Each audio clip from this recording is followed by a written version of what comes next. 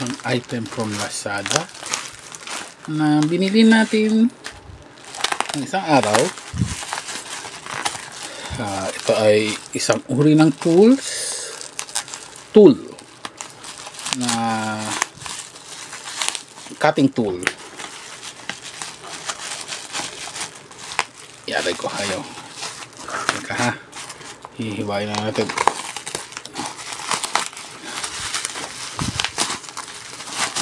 Yan, cutting tool siya for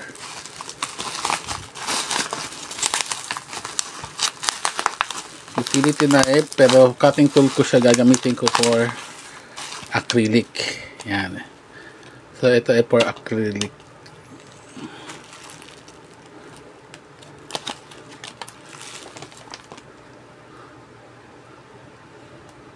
So try natin sa susunod kung makakaputol ba siya ng acrylic. May acrylic pa naman tayo. So yan.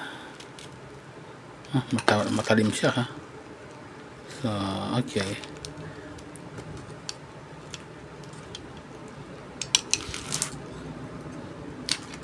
Yun lang, wala siyang hindi mo siya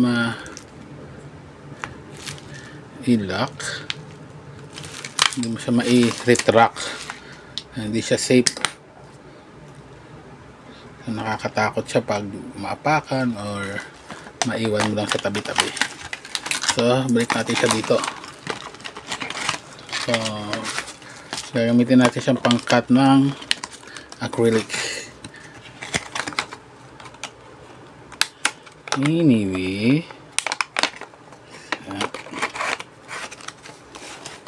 magbibideo na lang tayo ng ng isang item habang kinakat natin yung acrylic. Next, so we bought this utility knife na pwede daw pang cut ng acrylic. So marami tayong toys na gusto nating gawa ng case. May luma ko. Ito is acrylic to eh. Iniisip ko dati kung paano i-cut. So may nakita tayo sa YouTube, ang pag-cut niya lang. Ito nga, ganito lang. Nililinyahan lang.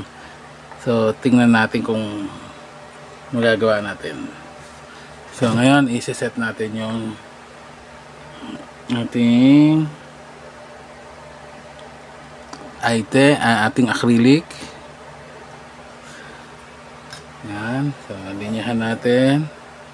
Teka ha, ulang tayo para makita ko yung linya ko. So gawin lang natin mga 150 ang cut. 150.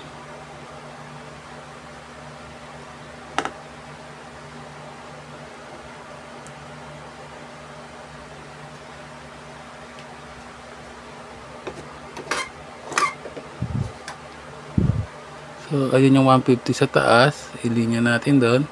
150 sa baba, ilinya natin.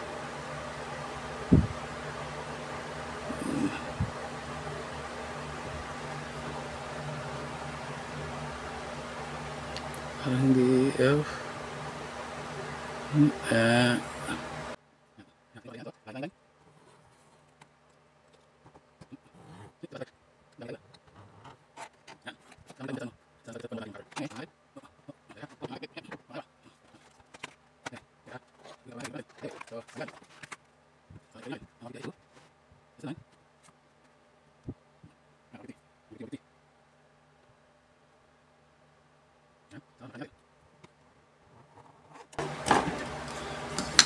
Tingnan natin. Snap. Clean cut.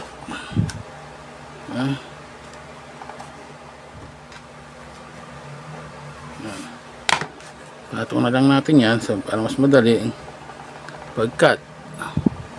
So magkapares ang magiging angle nila. So